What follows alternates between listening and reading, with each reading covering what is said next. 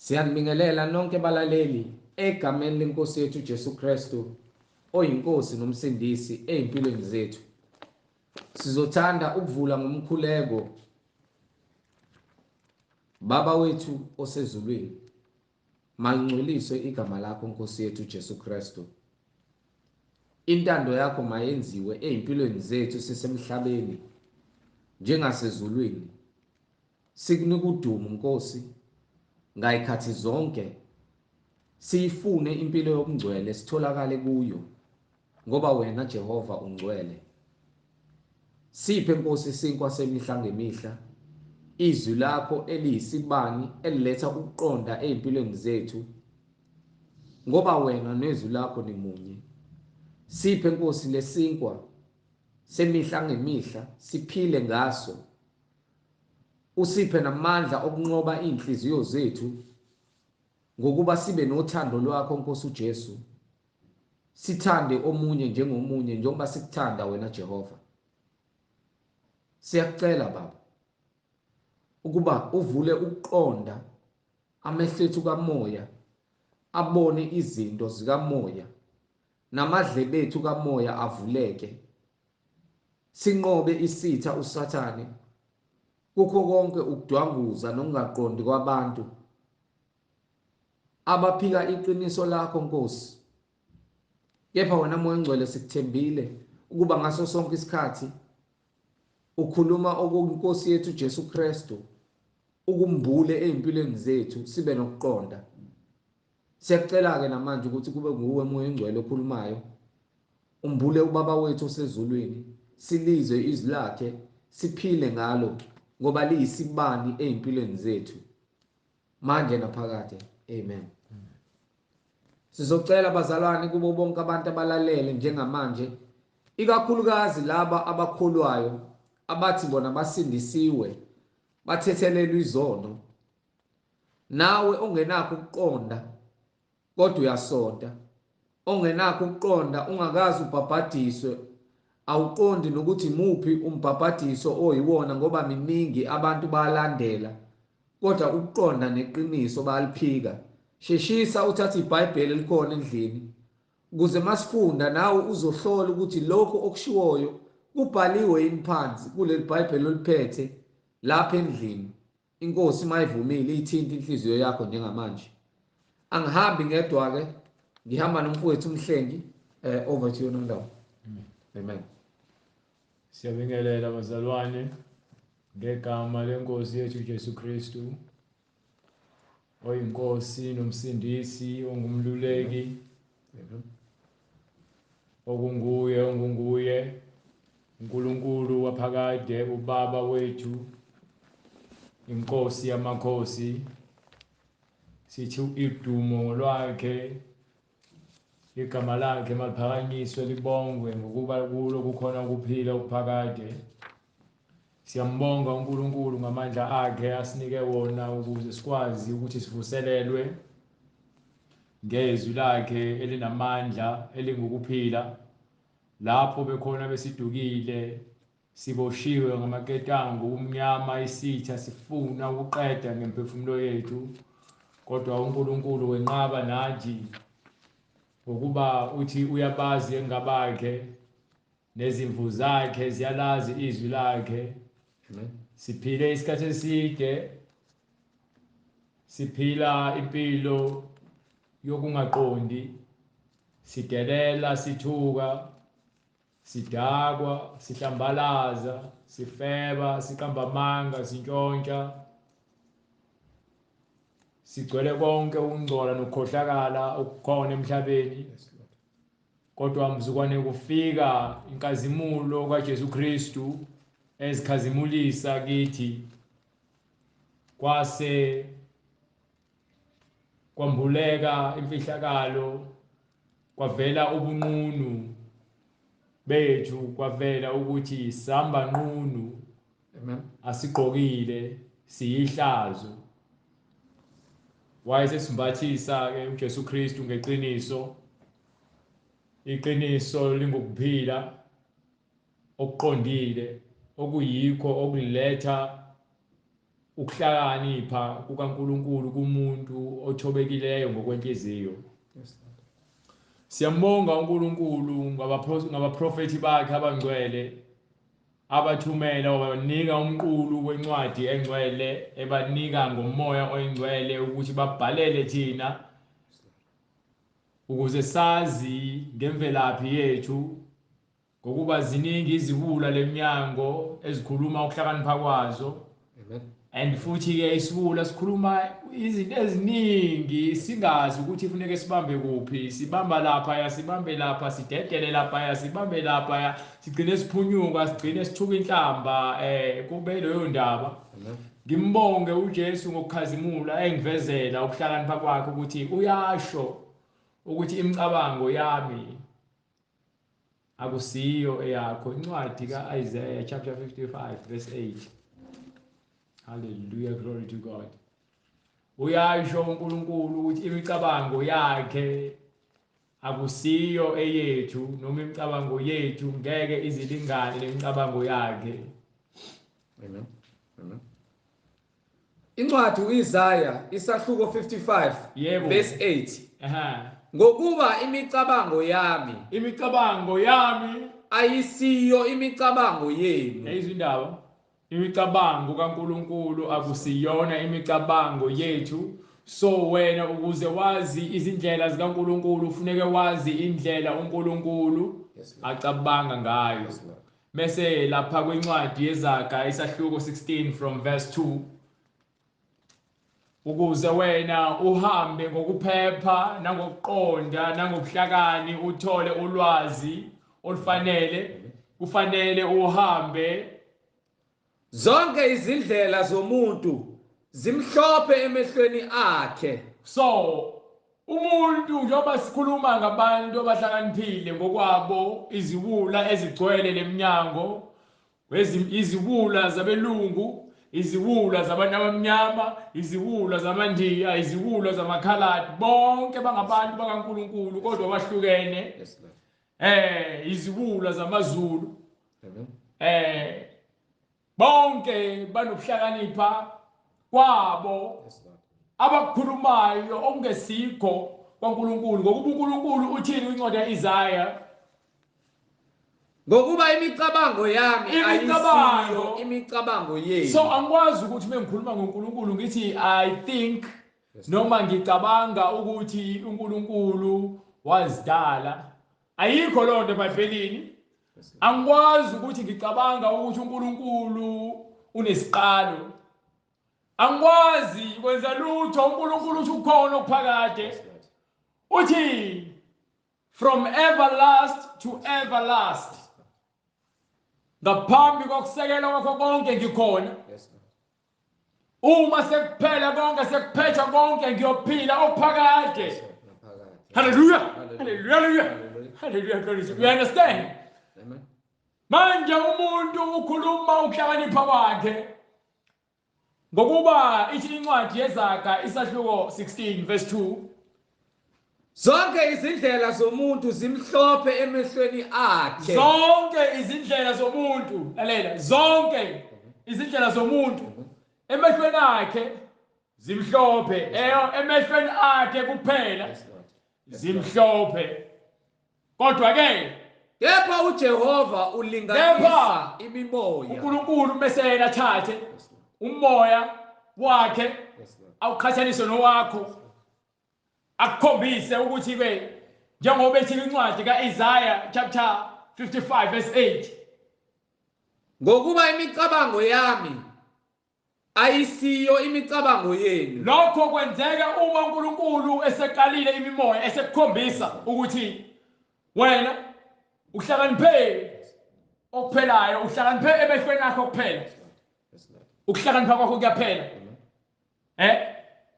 uNkulunkulu athi ungafebi, ufebe. Uthi uyakholwa ngithi, kodwa manje uNkulunkulu uthi ungafebi, wena uyafeba. Uthi uyahamba uhlangane nengculazi kushayise, kushaye phansi. Ufebe, uthi uyahamba ufele embhedeni nomuntu wesifazane, kathi ungene ngewindi, indoda ihambile kanti izosheshe ibuye. ibuye nesibhamu utsheliwe ukuthi ungafeki imiphumela yokufeba uNkulunkulu uyakutshela ukuthi izindlela zami nemicabango yami angeke ilingane neyakho mina ngazi konke wena wazi kancane ingakho ngiphinde ngikutshela futhi ngayo imibhalo incwadi yezaga isahluko 16 ukuthi zonke izindlela zomuntu emehlweni akhe zimhlophe kodwa uNkulunkulu ukala imoya akuvezele ukuthi mina ngithe ungantshontshi wabanjwa untshontshiye wayoboshwa noma wabanjwa qala ushaya umphakathi ufika uhambe esibhedlela udlule esibhedlela udlule edlungwini uhambe yedela uphila impilo yobuhlungu uthi ungumKristu kodwa uyantshontsha. Hallelujah. So ukukhohlakala uNkulunkulu uyakukhuza ukuthi gcina imiyalelo yami uhambe ngendlela yami ngokuba ukuhlakanipha kwami kungukuphila. Hallelujah. Ingakho incwadi kaJohane chapter 14 verse 6 sifuna ukuthola ukuthi utholakala kubani ukuphila.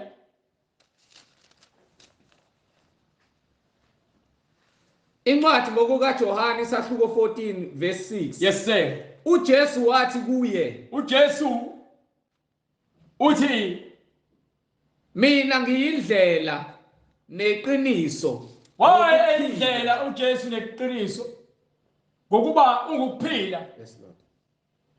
Uyindlela neqiniso Nokuphila. ungukuphila. Akakho oza kuBaba Akekho ozoza kuNkulunkulu ngaphandle kwami. ngaphandle kokuphila kuKristu. Amen. You understand? Sifuna ukuphila. Amen.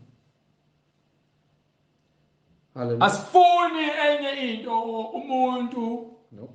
azakhele amacebo akhe agcwele inhliziyo yakhe mase ehluleka endleleni mase fune ukwenza abanye abantu babe involved ekuhlulekeni kwakhe mase funa ukuthi ablame abanye abantu ngokuhluleka kwakhe. Yes Lord. Kodwa ukhuziwe ukuthi lalela umoya oyingcwele izwa izwi likaJehova bathi kwincwadi kaJobe chapter 21 from verse 16 uthi uyamtshela umuntu ngezwi ngokuba zonke izinto zenzeka kamnandi uyaplana uyenza uyaqhubeka nokwenza izinto zakhe uma umtshela esenkingeni noma etsheliwe eqaleni ukuthi akagcine indlela kaJehova noma uthi abaqhamuka uyabatshela indlela kaJehova athini umuntu. Incwadi uJobe isahluko 21 verse 16. Yes sir. Bhekani inhlanhla yabo ayisesandleni sabo. Awesho uhambe lapha ku verse 22. Verse 22. Yes sir. uNkulunkulu uyakufundiswa ukwazi, yena owahlulela abaphakemeyo na. uNkulunkulu uyakufundisa ukwazi, yena unguwena owahlulela abanjani abaphakemeyo na. zonke izindlela zomuntu zimhlophe emehlweni akhe. Umuntu unedala ukuthi indlela zakhe zibe mhlophe emehlweni akhe ingokuba kukhona ukuphakama izinga lempakamo njengokuba umoya wempakamo uhleli phezulu kwenhliziyo yakhe. Lokho kwashiwo kwincwadi kaIsaiah chapter 14 chapter 12 verse 14.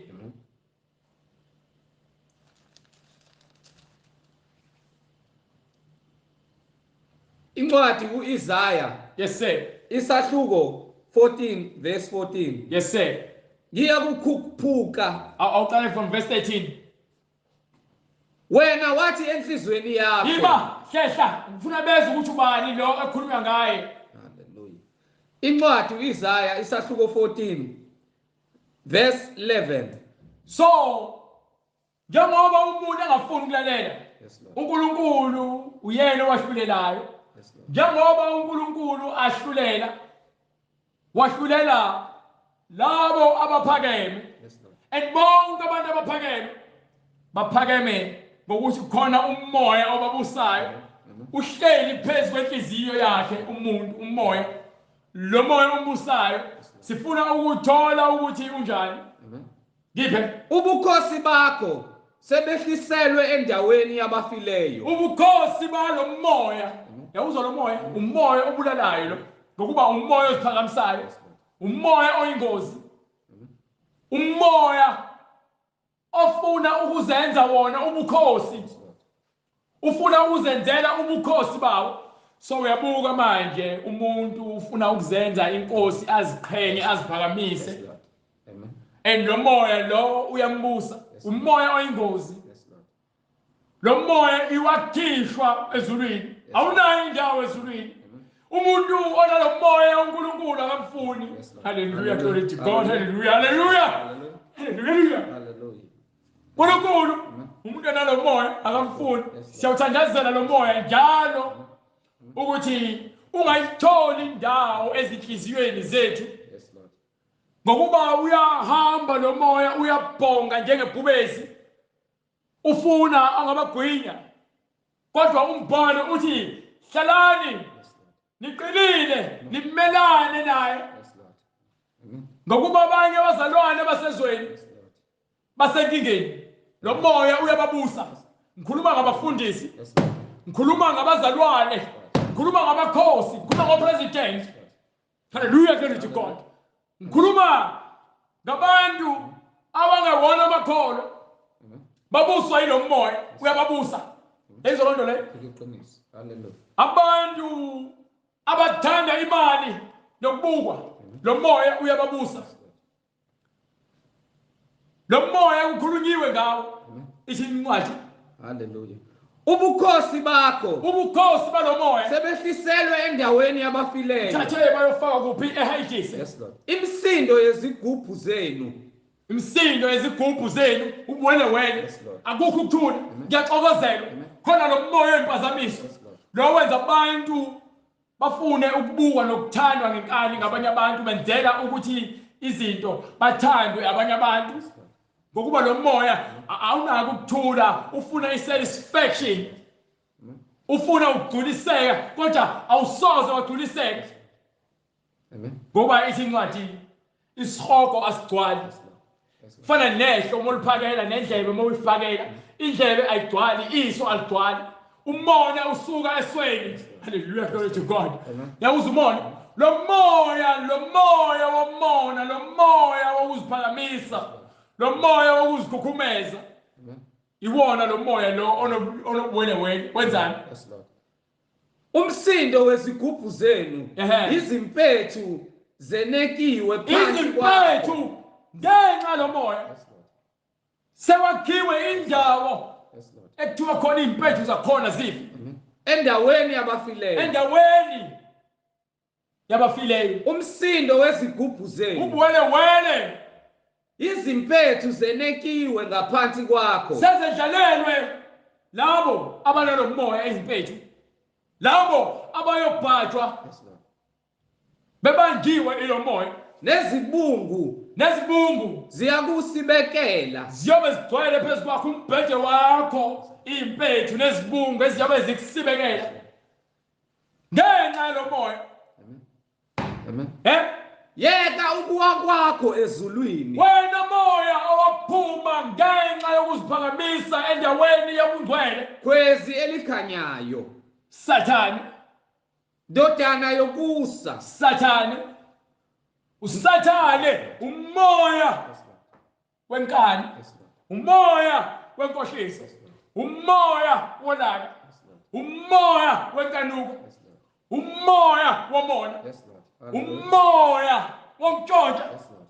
umoya wokufisa izinto zabanye abantu. Yes, Lord. Hallelujah, glory to God. You understand? Yes, Lord. Umoya wokubulala, Yes, Lord. eh? Amen. Amen. Umoya wokuzitshela, Yes, Lord. Amen. umoya wokuhleba, Hallelujah. Yes, Lord. umoya omubi Yes, Lord. Amen. uholela ekutheni ucindezelo Amen. awutholaka ngeke itholakale indawo yakhe ezulwini. No, no, no. Umoya wokuthanda ukubukwa, Amen. thanda ukuthatha udumo, Amen. wenza noma ngabe yini ukuze uthathe i-attention uyibeke kuwena, ube yi-center of attention. Amen. Ngenxa lo moya lo, Yes, Lord. wena uze ushintsha ubulili ngenxa lo moya. Yes, Lord. Ulala nobulili ofana nebakho ngenxa yalo moya. Yes, Lord. Hallelujah. Wena owadedelwa wakhishwa ezulwini waphonswa phansi kwezi elikhanyayo, Yes, Lord. ingilosi yobumnyama ezenza ukukhanya. Ngiphe Hallelujah. Incwadi uIsaya isahluko 14. Hallelujah. 14:15. 14. Kepha ungayenza into enzayo. Incwadi uIsaya isahluko 14 verse 15. Kepha uyakwehliselwa endaweni yabafileyo, Uyakwehliselwa endaweni yabafileyo. ekugcineni komgodi, Kuphi komgodi. isiphetho salo moya lo angeke uzukhushule.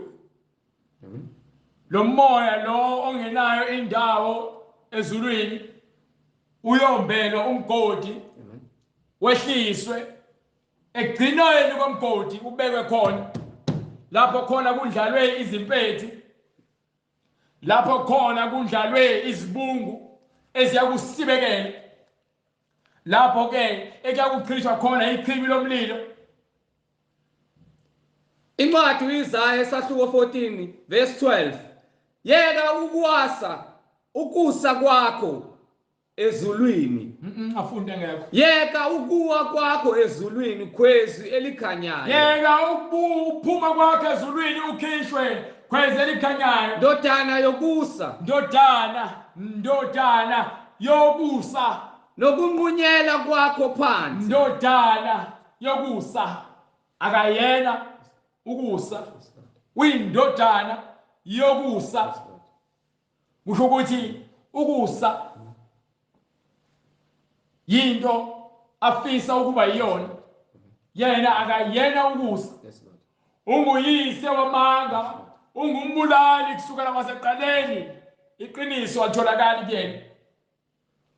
Nokunqunyela kwakho phansi, wena owuthobisa izizwe. Wena wathobisa izizwe ngamanga nenkohliso nomoya wokuziphakamisa.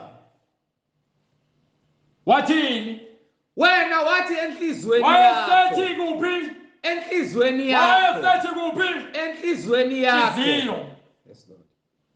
Usabambe lo ncwadi ngiphi incwadi kaJeremiah chapter 17 verse 5. Incwadi uJeremiah isahluko 17 ivesi lesihlanu. Yes sir. Usho kanje uJehova. Uthini uJehova? Uthi uqalekisiwe umuntu. Uqalekisiwe umuntu Othemba kubantu. othemba kuphi? Othemba kubantu. Uqalekisiwe umuntu ithemba lakhe olibeka kubantu.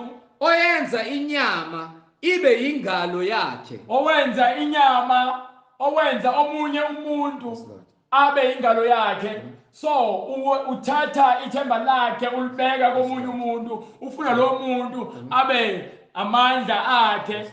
Nonhliziyo yakhe isuka kuJehova. So uma enza njalo lo muntu ngithatha ithemba lami ngilibeka kumuntu, mina sengisusa ukwethembela kuJehova ngiyothembela komunye umuntu. sengilahla ukuqonda nokukholwa kwami kuNkulunkulu. uNkulunkulu angisamenzi lutho, sengimenze ize leze, sengithathe ithemba lami namandla ami nothando lwami ngalibeka kumuntu. Uyakuba njengesihlahla esiyize ehlane. Uyakuba yini? Uyakuba njengesihlahla esiyize ehlane. Ufana nento engenamsebenzi, ngokuba isihlahla esingenalutho esiyize esisehlane lapho khona kungekho khona amanzi asitheli. So umuntu uma ubeka ithemba lakhe kuyena ufana nawe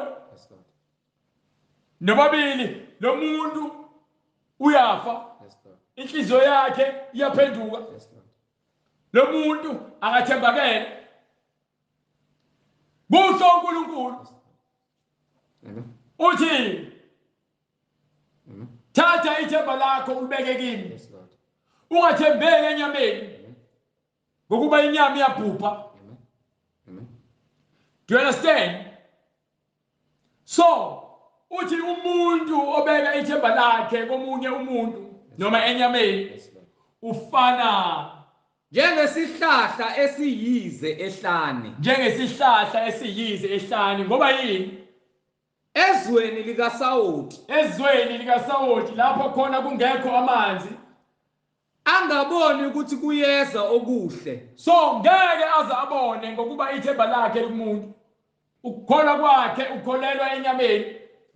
Fana nabantu abakholelwa ezithombeni, fana nabantu abakholelwa kwizangoma, fana nabantu abakholelwa kubathakathi, fana nabantu abakholelwa kubathandaza abantu abaprofethi abantu ngeziwasho. Ithemba labo likubantu alikho uNkulunkulu. uNkulunkulu uthi mina ngiyabulala ngiyaphilisa, ngiphila okuphakade. Uyabona yini ukuthi akekho omunye uNkulunkulu, yimina ngedwa. Wena uthatha ithemba lakho liko omunye umuntu bese kuba njani? Hallelujah. Ungasakuboni okuhle uma kuza, ungeke uzumbonge uNkulunkulu. Uyakuhlala ezindaweni ezishileyo ehlane ezweni likaSawoti elingahlalwa muntu.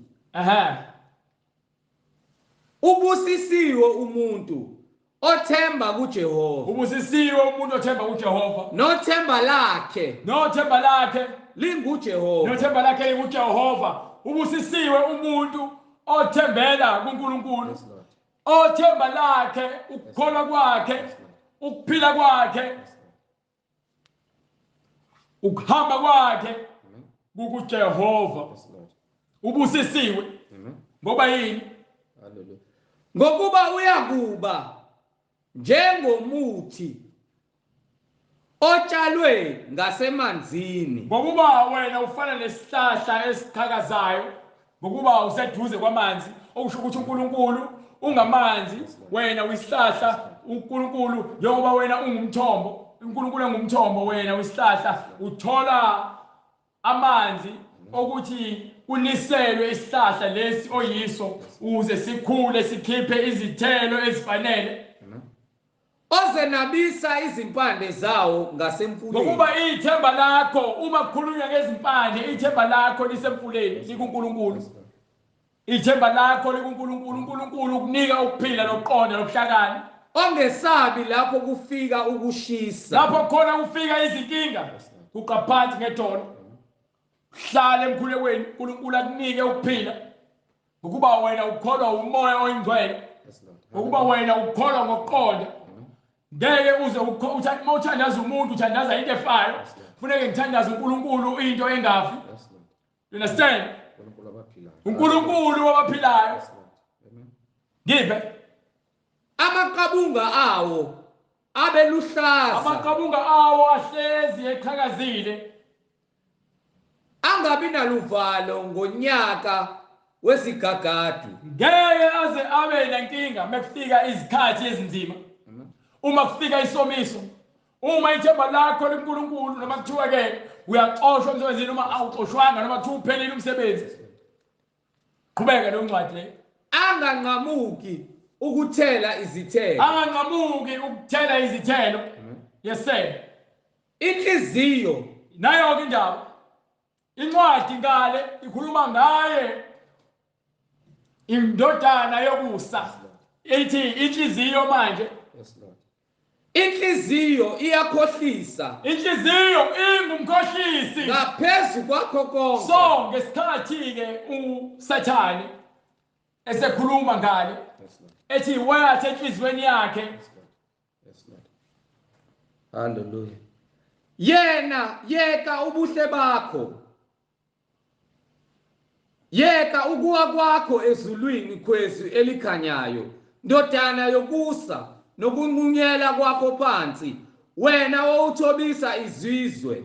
Wena wathi enhlizweni yakho. Wena wathi enhlizweni yakho ngale incwadi ithini iqala. Sifuna ukuzwa ukuthi lento ezitshela yona i-right yini kunalento eshiwa umoya oyingcwele nalento eshiwa inhliziyo yakhe uSathane.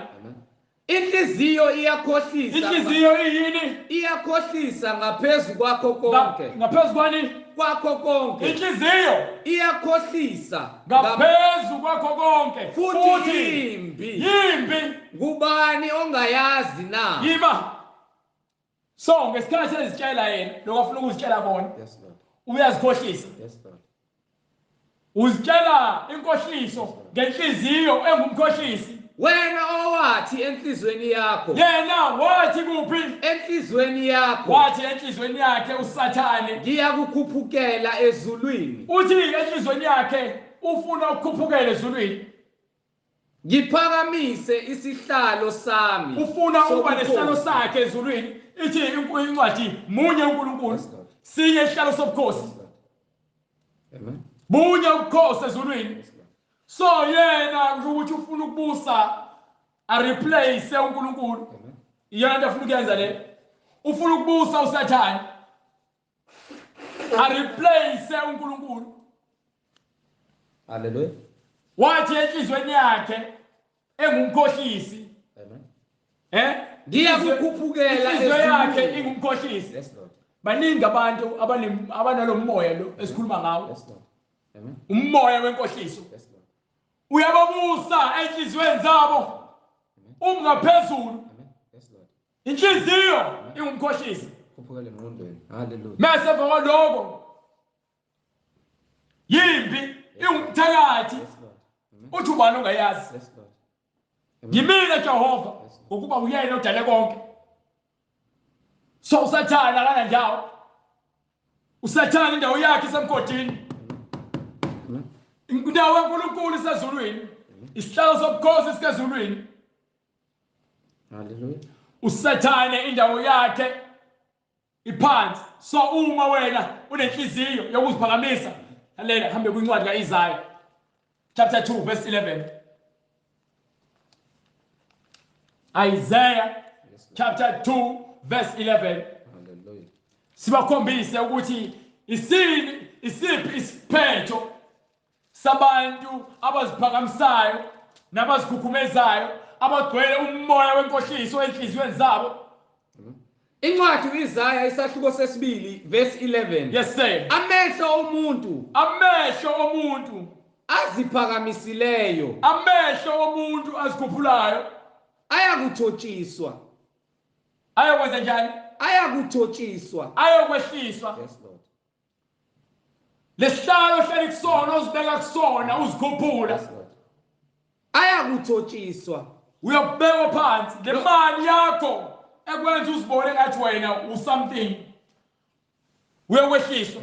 Le mfundo yakho ekwenza uthuka uNkulunkulu ungamazi. Uthini incwadi?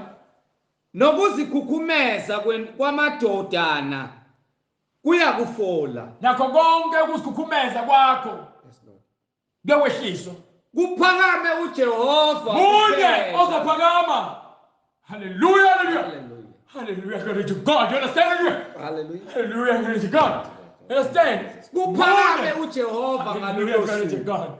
Munye ozophakama. Yes Lord. Sathane akana ndawo.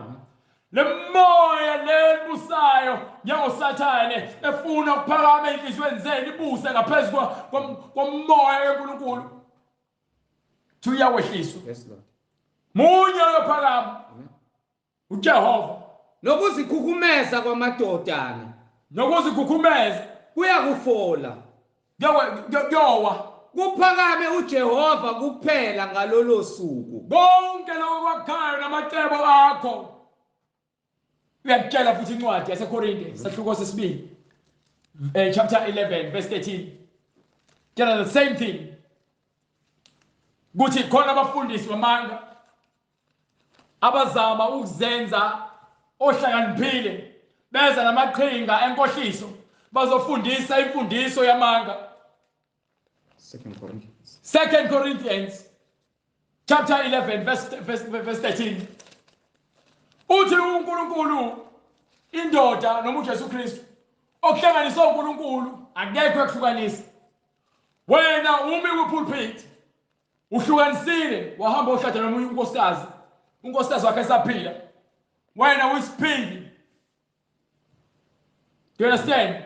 incwadi yesibili kwabaseKorinte isahluko 11 verse 17 wena uthi umuntu osesindiswe kanye osesindiswe nomphelo okusho ukuthi umuntu angaqhubeka ayohlala ezonweni uqhamuka nemfundiso yokudukisa sikutshela ukuthi ubani okuholayo. incwadi yesibili kwabaseKorinte isahluko 11 verse 17 incwadi yesibili kwabaseKorinte isahluko 11 verse 13 hallelujah verse 13 ngokuba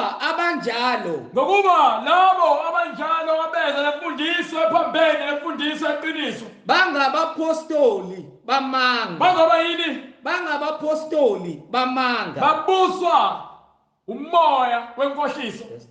Umuntu obuswa umoya wenkohliso akenzi into elungile.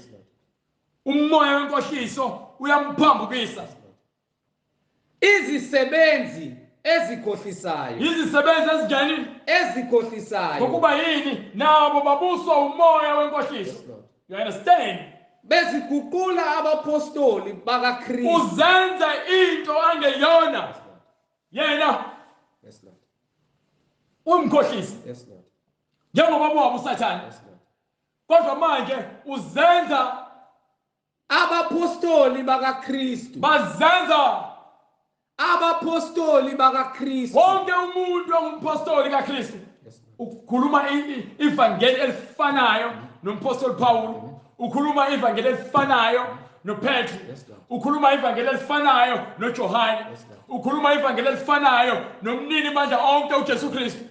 You understand ukuthi awukwazi ukuthi uyoqhamuka nevangeli lakhe eseceleni uma lithi iBhayibheli ivangeli elokuphenduka. hallelujah Hallelujah, glory to God. Hallelujah. Hallelujah, hallelujah. Hallelujah, hallelujah. Hallelujah, glory to God.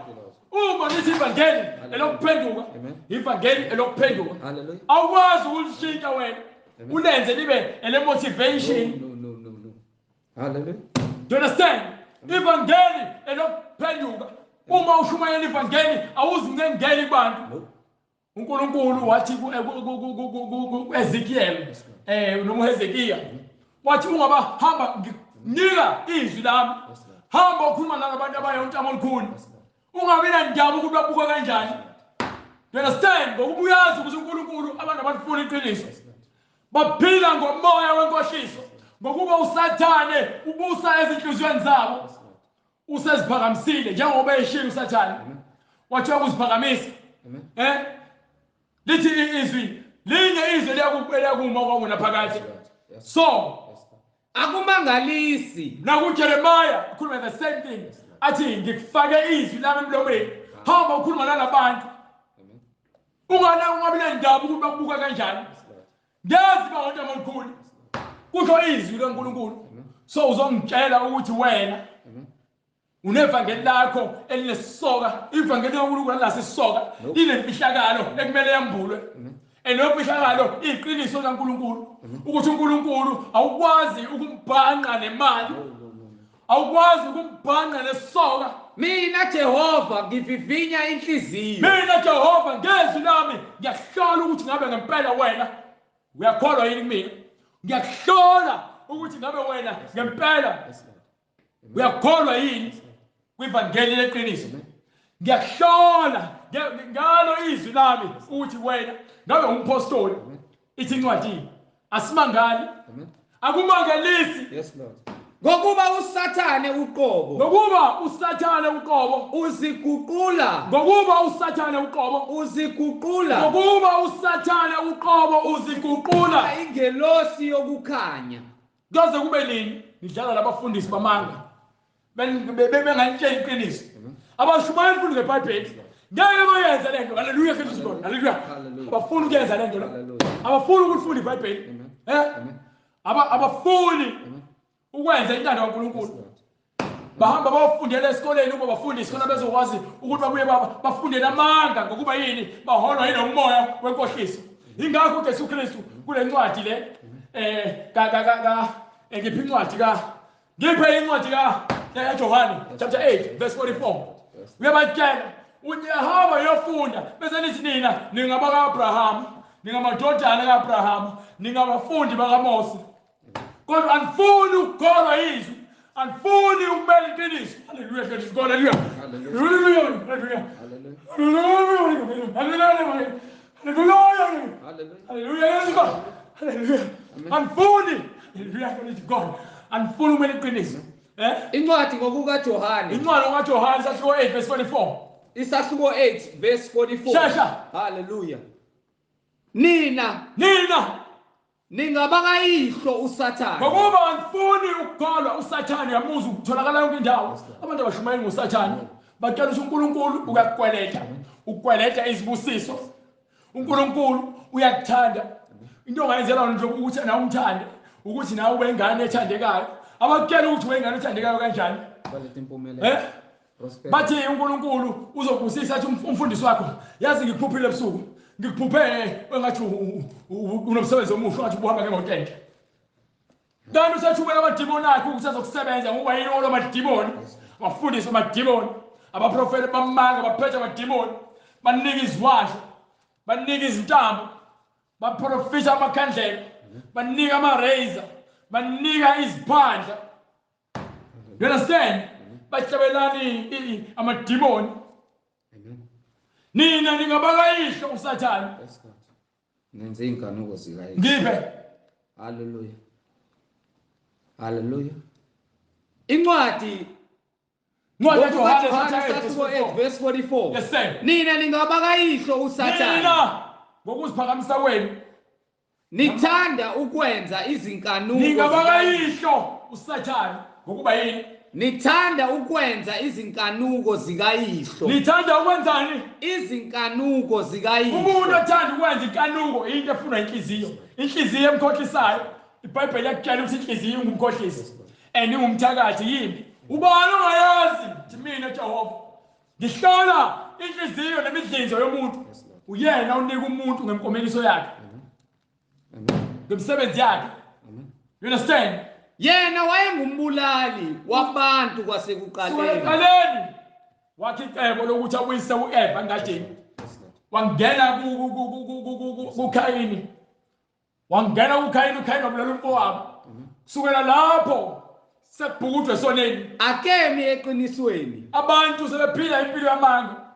Ngokuba iqiniso lingekho kuye. Ngokuba iqiniso alikho kuSathane. Thembele kuSathane. Nxa ekhuluma amanga. So umuntu osibiza ngenja kaSathane kusho ukuthi ngempela lo muntu leyo uzinikele ekutheni yena ubhilonga esihogweni. Nizigebengu nithi nama 28 nama 26 nizibiza ngama 28 nama 26 nithi nizinja zaSathane nisebenzela ijayimani nichitha igazi. Umoya weqiniso awukho kunini.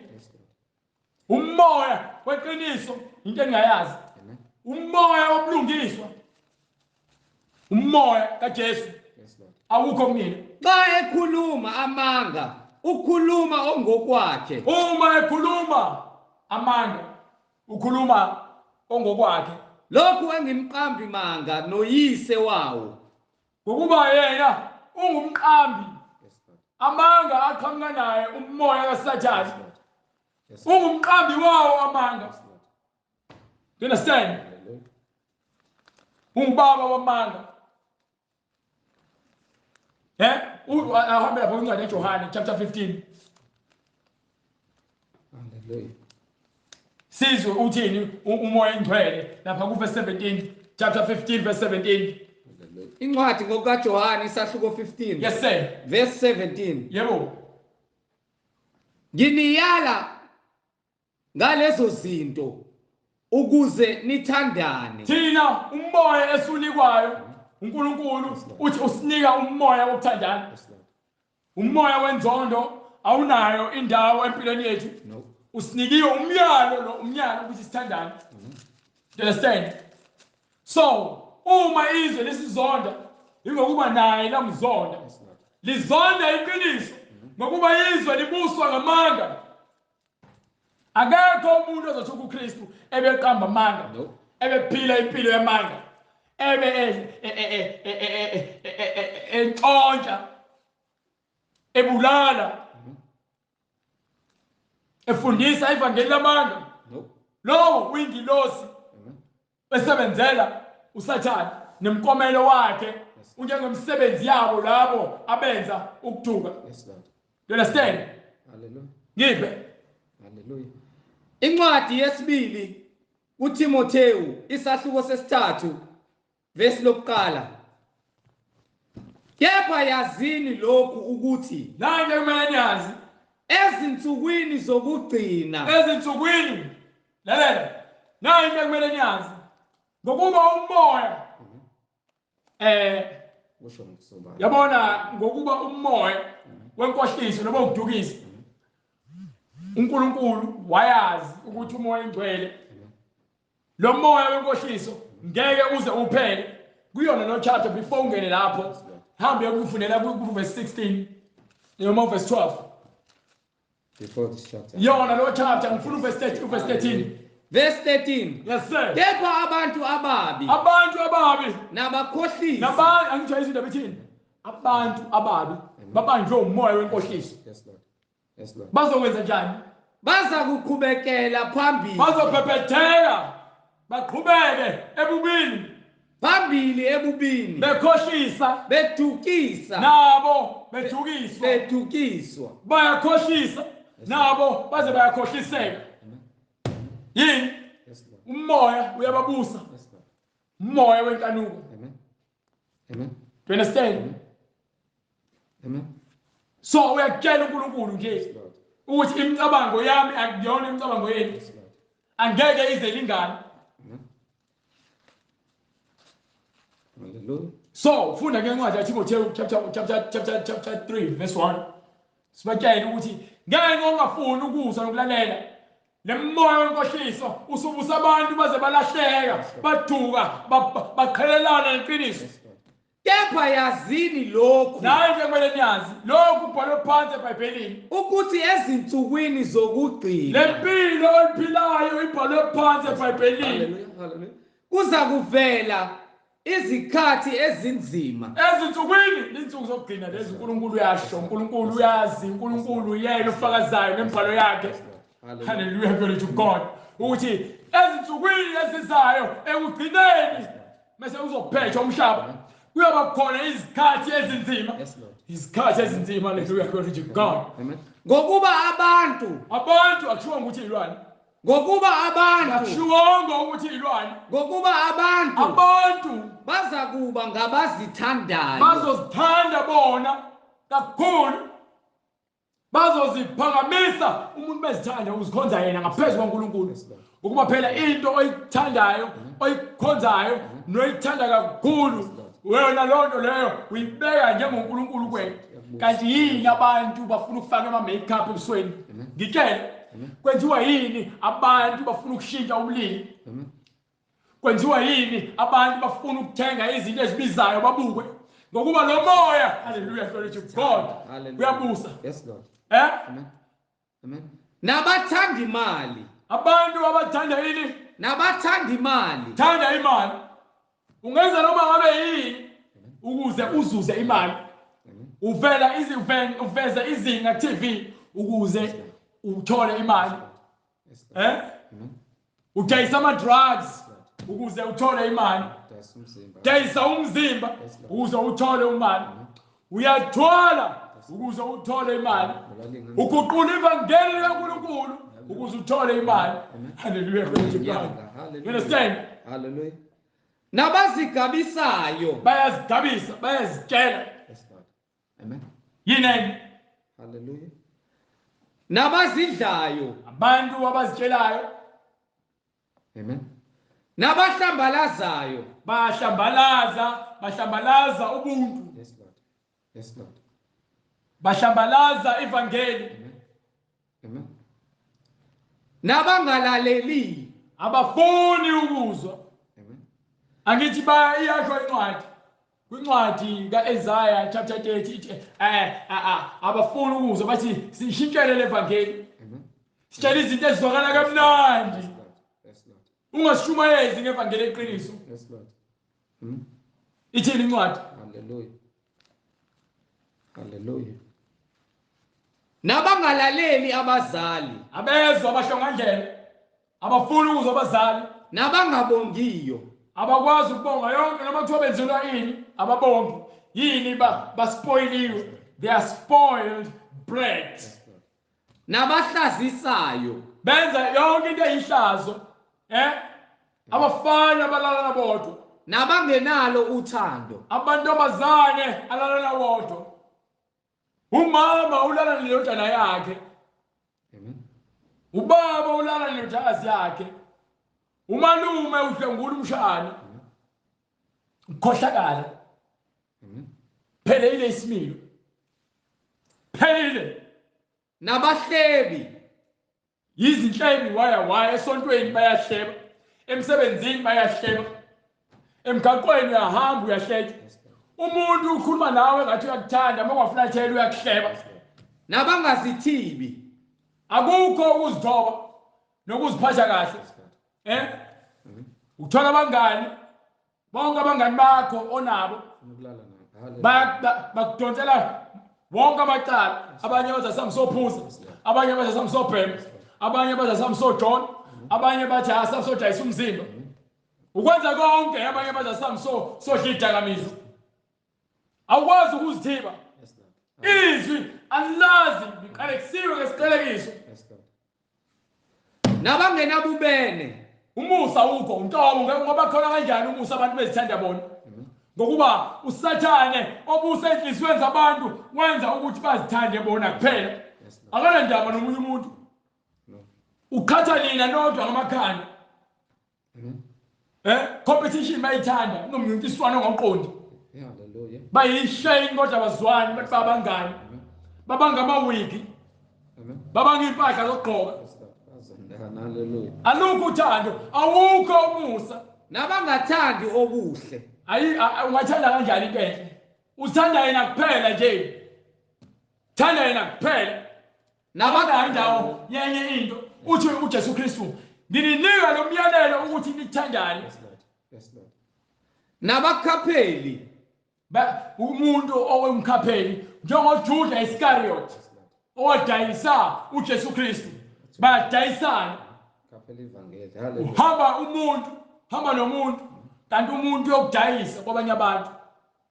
Yini sebemthembisa imali njengoJuda Iscariot. Akukho ukuthembeka. You understand? Akukho ukuthembeka. Esontweni badayisana. Badlisana oshevu. Babanga izikhundla.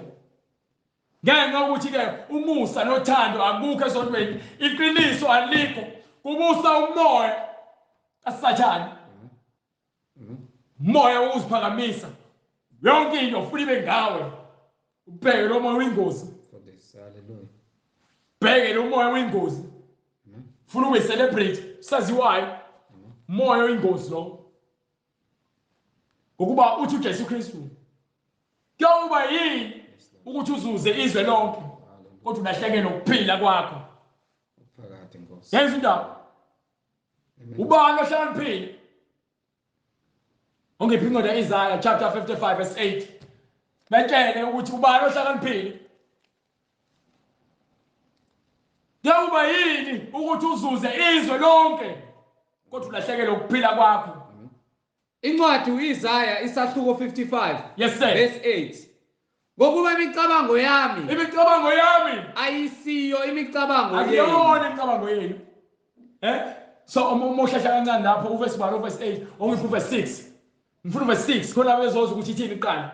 Mfuneni uJehova, Mfuna uJehova, esana ukutholwa, mfune esana ukutholwa. mfuna uJehova manje satholakala. Unethuba, unikiwe. Usuyazi ukuthi usathana uyakhohlisa. Usathana ungumkhohlisi. Inhliziyo yakho ingumkhohlisi. Usathana uyahlaya inhliziyo yomuntu ayikhohlisa. Nimbize seseduze. Nimbizele seseduze. Mesishilo verse 7. Omubi makashiye indlela yakhe. Omubi akenze njani? Makashiye indlela yakhe. Let the wicked forsake his way. Yes, Lord. Let the wicked forsake his ways. Nomuntu owenza okubi, Wonke umuntu owenza umndona nehlazo namanyana, imicabango yakhe, yonke imicabango yakhe, abuyele kuJehova. shiya phansi yonke lento ubuyele ngapha uNkulunkulu. Thola ukuphila phakathi. Uyakuba nomusa kuye. Yebo, abuyele kuNkulunkulu wethu. uNkulunkulu onomusa ingalo yakhe iluliwe umusa wakhe waphakade. Ngokuba uyakwenza ukuthethelela kube kukhulu. Uyakwenza yini? Ukuthethelela kube kukhulu. Hallelujah, glory to God. Losinaye ungumthetheleli. You understand? Wayethini uPetro? Wonke umuntu omubi akashiya indlela zakhe. Eze kuKristu. Ngokuba indlela zakho nemicabango yakho akusiyona kaNkulunkulu. No. Angeke futhi lingane. No. Izincwadi ke zonke izindlela zomuntu zimhlophe emehlweni akhe. Yes, Lord. Kodwa uNkulunkulu ukala imoya. Yes, Lord. Izwi lingumahluleli. Hallelujah, glory to God. Hallelujah, hallelujah. Hallelujah, hallelujah. Hallelujah, glory to God. Hallelujah. Hallelujah. Hallelujah, hallelujah. Izwi lingumahluleli. Ilona elihlolayo emidlinzo yakho. Uthi yena ukomelisa umuntu ngemisebenzi yakhe. Ingakho uPetro antshela athi uPetro wayesethi, phendukani, phendukani. yilowo nalowo abhaphathizwe, Yilowo nalowo fanele abhaphathiswe egameni likaJesu Kristu. let the wicked forsake his ways. Phendukani. Aphenduke. Yes, Lord. Let the wicked forsake his ways. Hallelujah, glory to God. Hallelujah. Aphenduke. Yilowo nalowo abhaphathizwe. Umuntu ocindezelwe imoya akashiye aphenduke. Yes, Lord. Afune ukunxusa anxuselwe kuKristu. Aphenduke. Ukuze athethelelwe. Izono zakhe lithi iBhayibheli umusa mningi. Yes, Lord. Yes, Lord. Ingalo yakhe iluliwe. Yes, Lord. Ungumthetheleli. Yes, Lord. Iyona kuphela into ayithumelela indodana yakhe. Yes, Lord. Ukuthi indodana yakhe izosikhulula. Amen. Sithethelelwe. Sikhululiwe. Isincwadi labo abakuKristu Yes, Lord. abasenakulahlwa. Yes, Lord. Amen. Uma ukuKristu uyisidalwa esihle. Amen. Bonke okudala Hallelujah. kudlulile. Bheka. Bheka konke kusha. Yes, Lord. Hallelujah. Do you understand? Hallelujah. Ngiphe. Phendukani. Phendukani. Yilowo nalowo abhaphathizwe, Yilowo nalowo fana abhaphathiswe egameni likaKristu, egameni likaJesu Kristu, egameni likaJesu Kristu, kukho ukuthethelelwa kwezono zenu, uzuthethelelwe izono zakho. khona niyakwamukeliswa. Uyobe sowunikwa isiphiwo sikaMoya Oyingcwele. Hallelujah. Uyobe sowamkeliswa Yes, Lord. isiphiwo sikaMoya Oyingcwele. Yes, Lord. Ngokuba lesithembiso ngesenu, esabantwana benu, esaba bonke abakude. Inkosi uNkulunkulu wethu eyakubabiza. Yezindaba. So uma wena unentshisekelo yokufuna ukuhamba ngeqiniso usukhathele ukuba isigqila sikaSathane Amen. uzophenduka. So ishimile iningwane Yes, Lord. egameni likaJesu Kristu. Yes, Lord. Siyambonga umusa kaNkulunkulu. Sitosole umkhuleko. Baba, egameni lenkosi yethu Jesu Kristu, Nkosi siyalibonga izwi lakho ukuba njengoba wena Nkosi walikhuluma ngabapostoli ezikhathini zakudala lisamile Nkosi ukuba abantu bakho bazi ukuthi ngezikhathi zokugcina mabethi bayazana nawe abaqaphele Nkosi zonke lezi zinto ezehlekela labo abahlezi okukholweni. Siyabonga Nkosi ngoba uyasho ukuthi zisindiseni kulesizukulwane esiphambeneyo. Wena ukwenzile konke, udale konke, walibeka izwi lakho, wathumela umoya ongcwele ukuba aseluse siyizimvu ahlale kithi, angcweliswe igama lakho Nkosi yethu Jesu Kristu. Makube yiloyo naloyo selizwile izwi lakho limlonde lona ngoba Nkosi akuthina esikhethayo kodwa uwena osikhethileyo ukuba izwi lakho siliphathe egameni lenkosi yethu Jesu Kristu. Bagcine Nkosi uJesu baze bangene emanzini babe yidalo ezintsha. Wena moya ongcwele uhlale kubona loyo naloyo njengokumkhetha kwakho. Wena usuhlolile inhliziyo zabo, wavivinya inhliziyo, wazi Nkosi ukuba bangabantwana bakho. Isibani esiyizwi lakho likhanye ngaphathi kwabo egameni lenkosi yethu Jesu Kristu manje naphakade. Amen. Sizoyishiya imininingwane bazalwane kubo bonke laba abafuna ukubhabhadiswa, abanentshisekelo, izwi liyasebenza ngaphakathi kwabo. uKristu uyangqongqoza and bayamvulela bona njengamanje. Inamba imininingwane siyayishiya, ngizoqala nge-cellphone number ne-WhatsApp number ozosithinta kuyona. Ithi 066 566 9245 066 566 9245. Ngilandelise nge-email address ukuze uzokwazi ukubuza imibuzo, sixhumane nge-email address izwi lenkosi.ujesukristu@gmail.com izwi lenkosi.ujesukristu@gmail.com.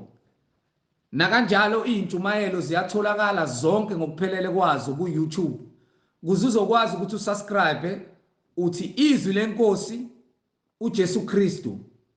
Ku-YouTube uthi izwi lenkosi uJesu Kristu, ukwazi ukusubscribe, uthole iy'ntshumayelo, ukwazi ukuyisherisha, uyithole iy'ntshumayelo zisashisa sisasanda ukuyifaka. Inkosi mayivumile ithinta inhliziyo yakho, ungagcini ngokulalela kuphela wena, uthumele nakwabanye ekudinga ukuthi izwi lihambe kuzo zonke iy'nkalo zezwe njengokusho kwenkosi yethu Jesu Kristu. Siyatholakala na ku-Instagram uthi izwi lenkosi uJesu Kristu, ukwazi ukufollowisha ihandle, usende nama-DM sikwazi ukuthi sikuphendule kuyo yonke imibuzo onayo. Inkosi mayivumile. uJesu Kristu inkosi nomsindisi empilweni zethu manje kuze kube phakade. Amen. Amen. Sibonge bazalwane umusa wenkosi. Siphinde futhi sibonane ngokuzama inkosi ivumile. Amen. Amen.